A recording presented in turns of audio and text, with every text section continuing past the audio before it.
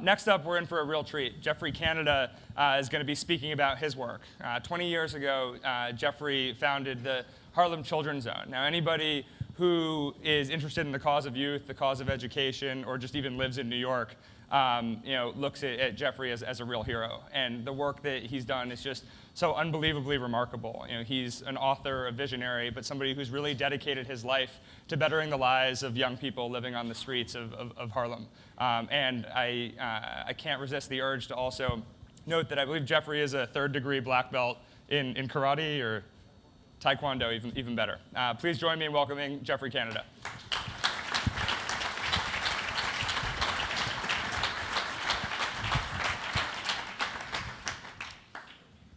Well, I am absolutely thrilled to be here, and I was really worried about what to wear because they said everything was casual, and I thought, I bet will.i.am is going to wear just what he wants to wear, and I'm not going to be able to touch that, so I'm going to just wear my regular clothes up here and be happy.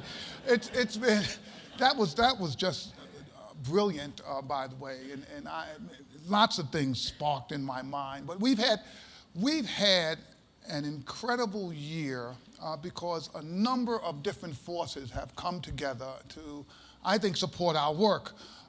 We've had the 60 Minutes. We've done 60 Minutes 2 times. We've got a book that Paul Tufts wrote called Whatever It Takes.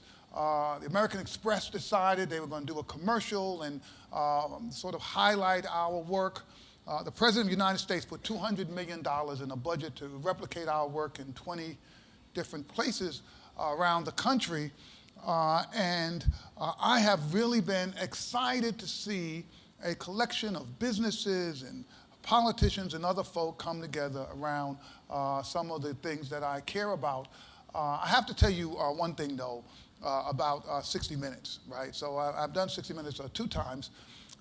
And I grew up, now this is a young audience, and I'm not young, but I grew up watching 60 Minutes because in the late 60s, early 70s, if you were a social justice person, the place you went to every Sunday to see justice was 60 Minutes. And it was the same format forever, right? Sunday would come on, you'd have some scoundrel, right? He was polluting the rivers. He would come on 60 Minutes. Mike Wallace would be interviewing him, and I would sit there and think, why do they go on 60 Minutes? It's not like it's a surprise. The same format every Sunday. So the guy's on 60 Minutes, he's saying, no, Mike, my company never pollutes the rivers. And right in the middle of that, Mike Wallace would like whip out the picture of the guy dumping sludge into the river, right? And I would sit there and say, why do these idiots go on 60 Minutes? Then they called me.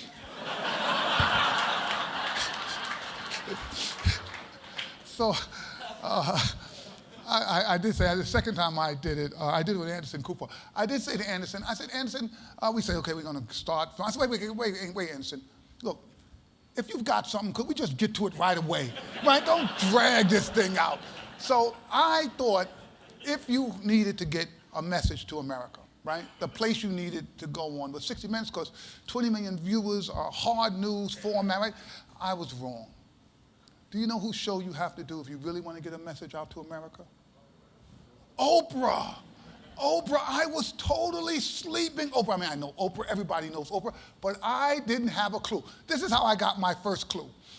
If I'm going to do something, I'm going to do 60 Minutes, I say to my wife and kids, oh, I'm doing 60 Minutes. I say, oh, great, Dad, have a great time. I say, oh, I'm going to the White House, the president went, oh, yeah, oh, great, say hi to the first lady for us, right? Like nothing. Right? So I'm sitting around the dinner table, I say, I'm going to Chicago next week, I'm going to do Oprah. And they said, Oprah? You? Like, what would Oprah want with you, right? And I was sitting there, and I said, yes, I'm going to do Oprah. And they said, well, did you get tickets? And I'm looking at them, that doesn't even occur to me, right? I'm like, tickets, so I call Marty, my communication guy. I say, look, Marty, call the Oprah folks, see if you can get me some tickets. Oprah does the worst thing possible. She gives me 7 tickets. Now look, if Oprah gives me 2 tickets, right, that's my wife and my mother. 7 everybody in your family thinks they're in the top 7, right? So my whole family's like, we're going to Oprah. I'm like, no, you're not. So if you ask yourself, say, so Jeff, what is it? Why do you want to go and get on these shows? I am convinced, without a shadow of a doubt, that our nation's very future is imperiled. I don't have a doubt about this. If our country continues to do what it has been doing, because everyone's innovating except in one place. Education is not innovating at all. There's a group of educators who have no intention of changing anything around how our children learn, despite what's happening in the rest of the world. And our country is absolutely in peril. Now, I know people say, well, Jeff, that's a little hyperbole. How bad could this thing be? Well, in some places, it's really clear what's going on. The Schott Foundation just put out a report on the graduation rates in high school for African-American males, less than 50%. Some places, 75% of the kids, African-American males, aren't graduating from high school. I'm talking about from high school. I'm not talking about from college, I'm talking about from high school. Now, if you look at what happens when you don't have a high school diploma, just in general, 54% of those kids end up unemployed. You know what the rate is for African-American males? 69% unemployed, 69%. I will tell you this, you find me a place on the face of the earth that has that kind of unemployment in a group. It's just impossible to imagine. I mean, how could we be doing that? And by the way, quarter of those folks are going to be in jail. Now, here's what our nation has done. We have made a strategic decision that we are not going to educate all of our kids at very high levels, but we are going to be prepared to lock these folks up when they don't have jobs and they end up breaking the law, which is pretty straightforward line, right? No jobs, 25, 30 years, people do what they have to do, they end up in jails and prison. Do you know our country locks up more people per capita than any place on the face of the earth? No one's close to us. No one's close to us. It is staggering. Last numbers we had, 2.3 million Americans in jail. You think of the worst country.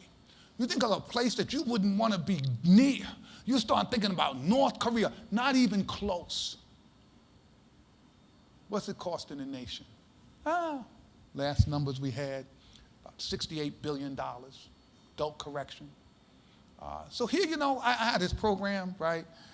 We spend about $5,000 per child. It's a huge national debate. Oh my God, Geoffrey Canada spends $5,000 a child to get these kids in college and do, people tell me, and it's honest. They say, Jeff, it's not scalable. I say, that's not scalable. That is not scalable. We need a number that we can scale across country. I say, wait a second now, let me just get this. I have to end up in a lot of criminal courts because of what happens with my kids. And I have yet to be in a court where I've seen a judge say to a kid, look, Raheem, look, this is your second armed robbery. I told you what was going to happen. Now, we're going to have to send you away for 10 years. But let's see, at $35,000 a year, that's $350,000. You know what? I can't do that. It's not scalable.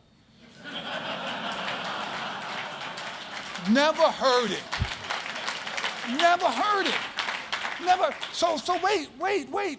So here's one part of our system that is totally scalable.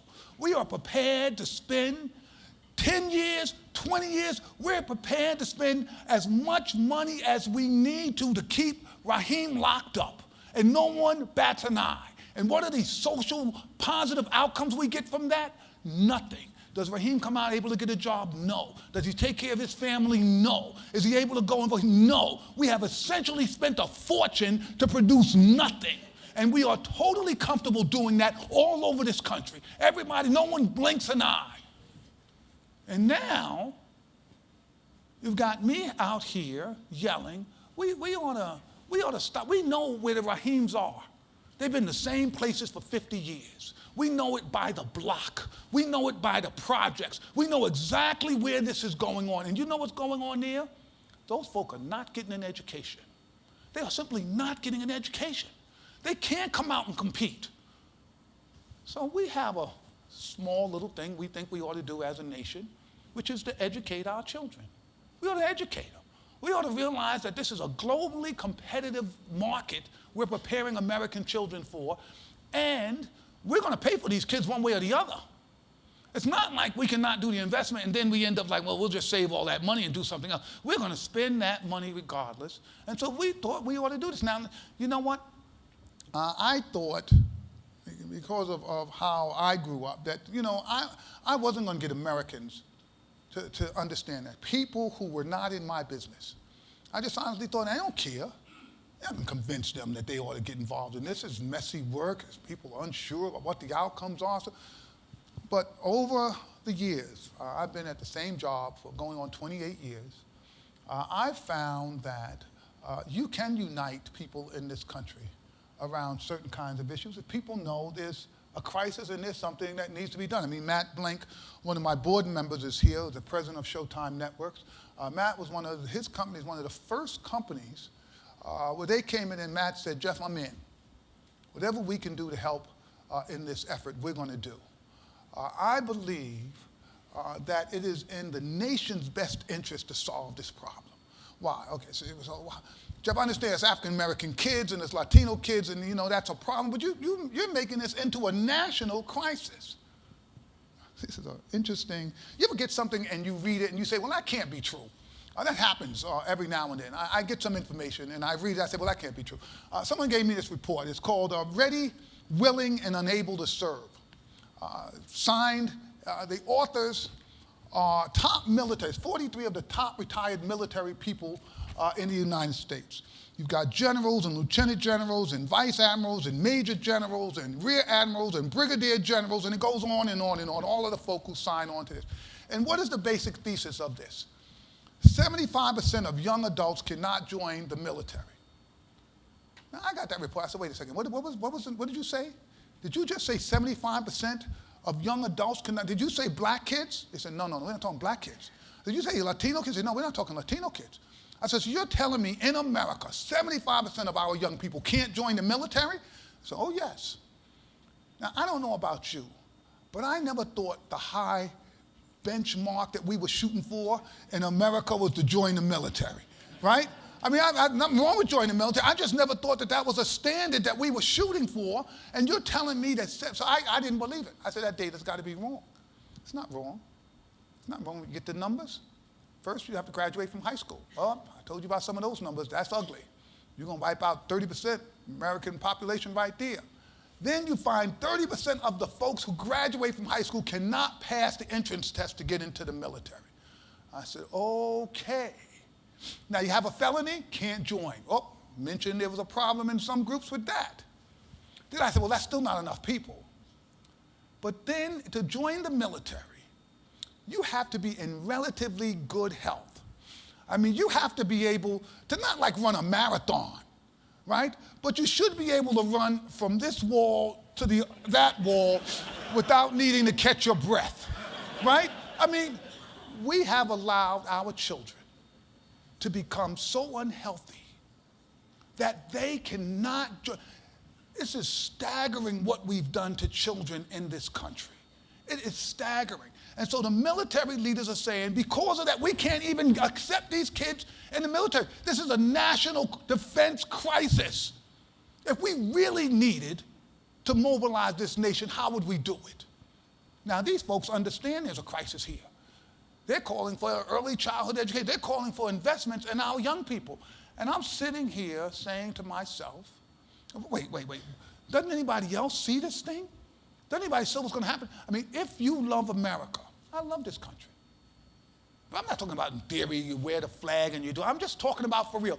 If you love this country, and if you think, like everybody says, well, the children are our future.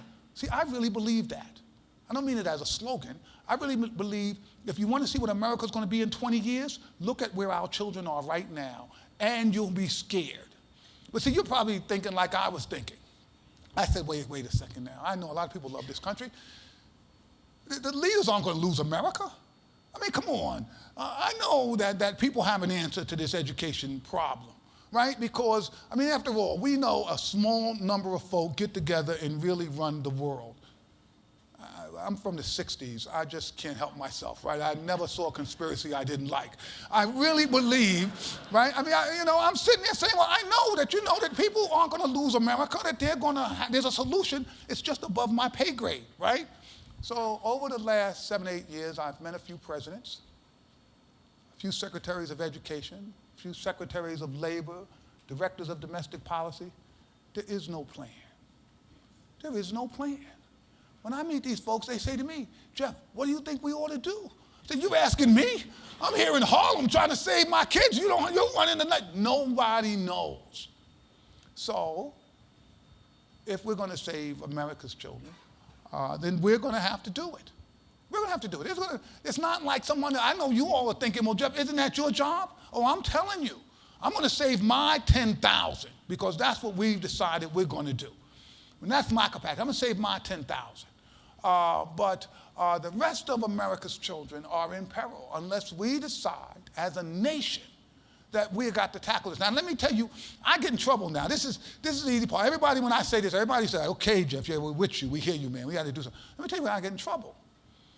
Because if we're going to save children, then it means that we're going to have to do some things that people think that I'm really a radical when I say these kinds of things. And I hope I don't lose you here.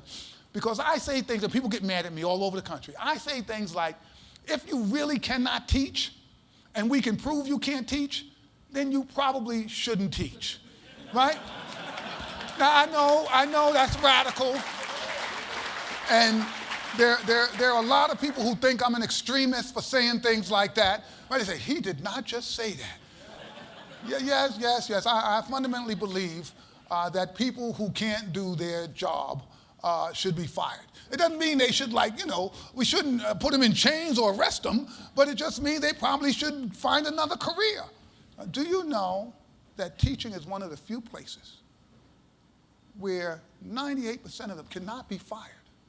I don't care how well we demonstrate they're lousy for kids. You cannot fire them. You have to ask yourself, that system is great when it's working, but what if it's not working? What if it's not working and you can't get rid of folk who aren't good? What if you can't even figure out if they are any good? You talk to people, you know what the radical things are? People say, well, we ought to figure out how we can test to see whether or not you're a good teacher. It can't be done. What do you mean? Of course it can be done. We figured that out in every other industry in America. You can't tell me we can't do it for teaching. There are groups of folk whose education innovation is, this is their theory, you can change anything in education you want as long as you don't change anything. And that's the deal.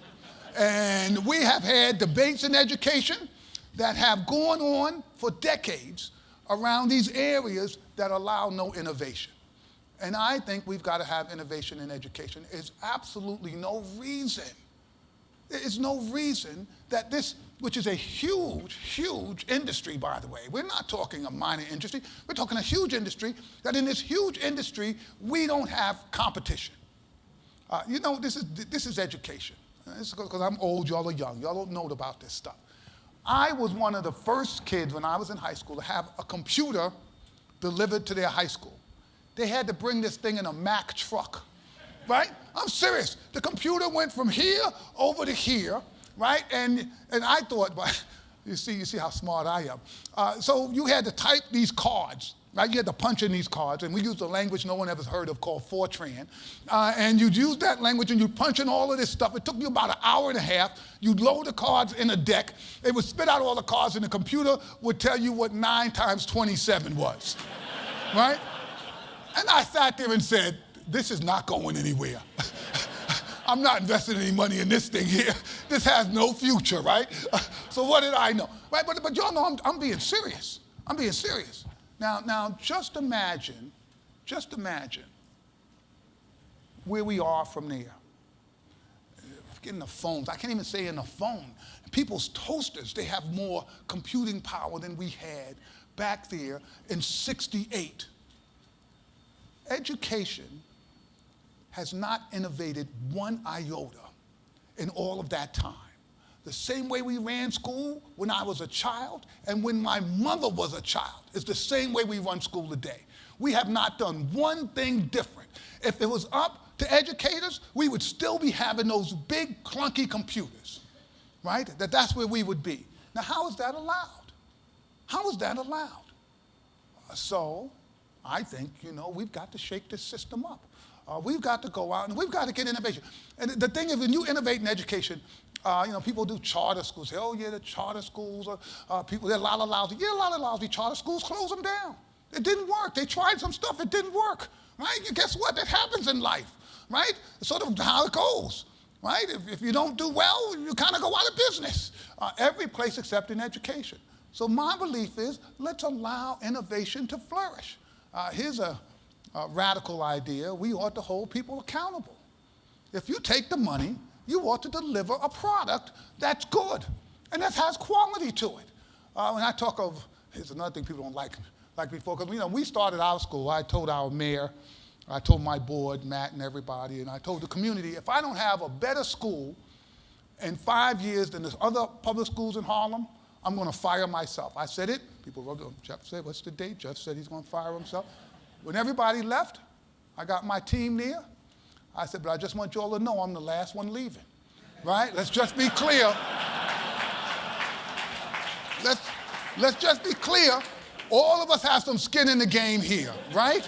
This is not something you can just do and accept. Can you imagine if failure was okay?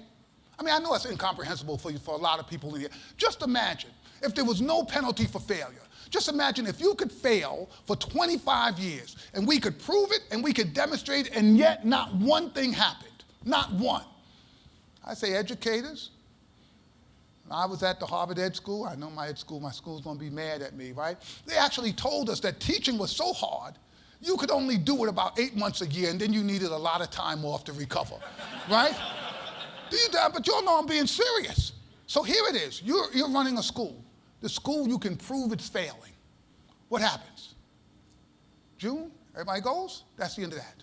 So if your kids are failing, you work late? No, you may not work late. You work weekends? No, you may not work weekends. So what happens if all the kids are failing? Nothing. Tough on them. We adults collect our paychecks. We go on as if it's all good. Now look, if the nation wasn't imperiled, I wouldn't need you all, right? We need people to care about this. They say, look, leave it to the educators.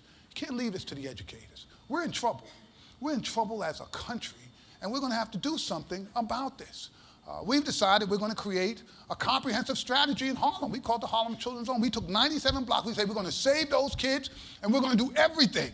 We're going to do health. We're going to do mental health. We're going to do education. We're going to do job training. We're going to guarantee our kids get into college. We're going to start at birth and stay with these kids through college. And people find that very controversial, that's what we want to do. And we're going to spend money. But that's our strategy. I don't think it's the best strategy in the world. That's the only one I know that's going to work. And you know what? We'll improve it. And if it doesn't work, we're not going to do it. We'll go out of business. That's the deal.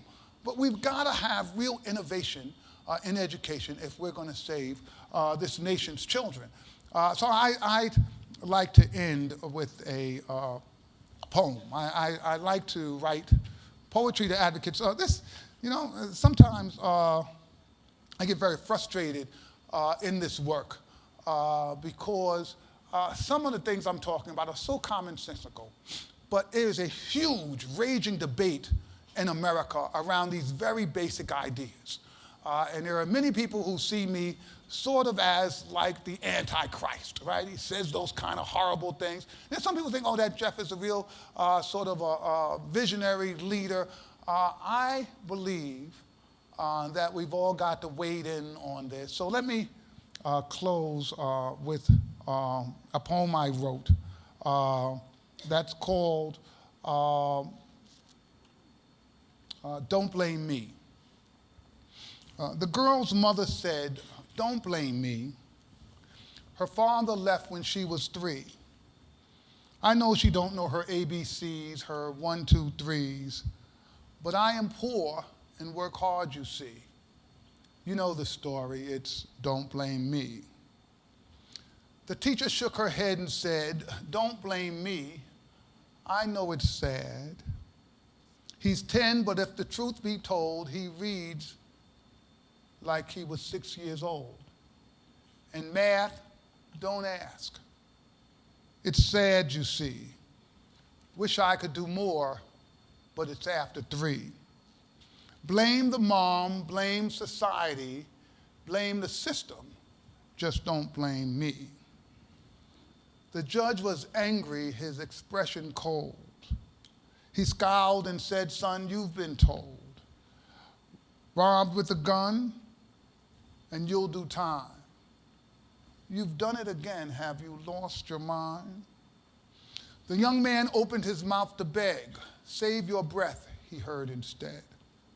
"Your mama didn't take care of you. Your daddy left when you were 2.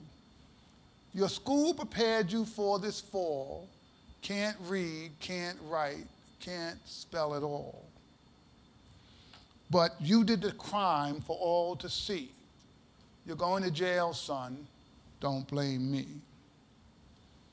If there is a God or a person supreme, a final reckoning for the kind and the mean, and judgment is rendered on who passed the buck, who blamed the victim, who proudly stood up. You'll say to the world, while I couldn't save all, I did not let these children fall. By the thousands, I helped all I could see. No excuses, I took full responsibility.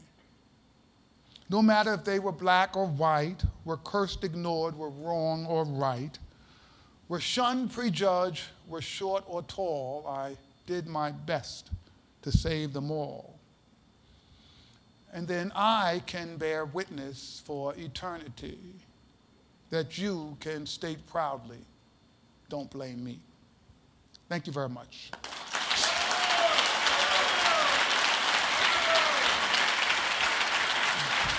Thank you very much.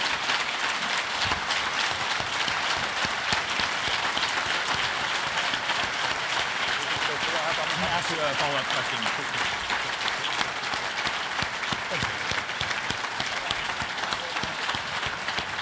Thank you.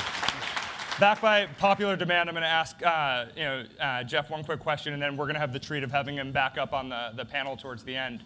Since Zeitgeist is about framing challenges and also taking action, how many people in the audience, by show of hands, hear the challenges that Geoffrey is identifying and want to know what you as individuals and your companies can do to help? Yeah. Tough question to answer, but what should all these people as individuals? This is what's interesting. I am a usual suspect, right? So when I go in and fight about these issues, people know, here comes Jeff. We know what his issue is. People honestly don't believe that other people care about this. First, they don't believe anyone knows about it. And second, they don't believe anyone cares about it. An interesting opportunity that's going to happen is Davis Guggenheim, who did Inconvenient Truth, has a new movie called Waiting for Superman. It's a documentary which is going to be opening, and it tackles these issues. And these same issues, it just is going to tackle them, it's going to put this in the front of America. People wonder, what is it we can do? And this is what I'm going to say to you all, because some of it is technical and you have to get in the weeds, and some of it is really straightforward. We need innovation. We need the ability to have folk come out, try things to see if it works, get rid of what doesn't work, and then know that some things that do work, we are going to move forward these ideas. You are going to hear over the course of the next 6 months a bunch of folks try and figure out how to stop this innovation from happening, right? There are people who know this is coming and they're really, really scared. And they're going to assume that this is going to go away. I need you to connect in local communities around this issue. This is a very simple question. How did the kids do? And in lots of places you're going to find they didn't do so well. What are we going to do different? Now, at the point you ask that question, you're going to hear people, remember how I told you in education, you can change anything as long as you change nothing? And we have a whole 30 years of research and history of how to answer that question without really doing anything different than what we did last year. And so the question is, are we going to work longer for the children? And the answer will be no. And you'll ask them why, and you know what they're going to tell you? We can't. So, well, why can't we? And they're going to start talking to you about union contracts and things like that, right? It's a problem. That's the problem. Is there another answer? No, there is not. We've got to work harder. We've got to work longer. We've got to make sure we use data to drive instruction. We've got to do, and it doesn't exist except in the best. In schools that are succeeding, you don't have to worry about this. In schools that are failing, it won't exist. So I need, not me, and people know exactly where I stand on these issues. They're going to come in and say, yep, Jeff, we understand. I need regular citizens in America to ask, what are we going to do different? And not accept someone saying we're going to stay within these same lines that haven't worked for the last 50 years. And if you learn about what's going on in your local communities, if people understand this is an agenda item you care about, everyone will hear this differently. The only reason we got the cap on charter schools removed in New York State was a group of business people got together and said, we're backing this. And everybody was caught off guard. They were like, who? And you know what? They're not scared of me. They are scared of you. Sort of an interesting thing, right? You're probably thinking, well, why would they be scared of me? Because they understand the power that resides in folk who don't have a vested interest in an issue, but do it because they believe it's right.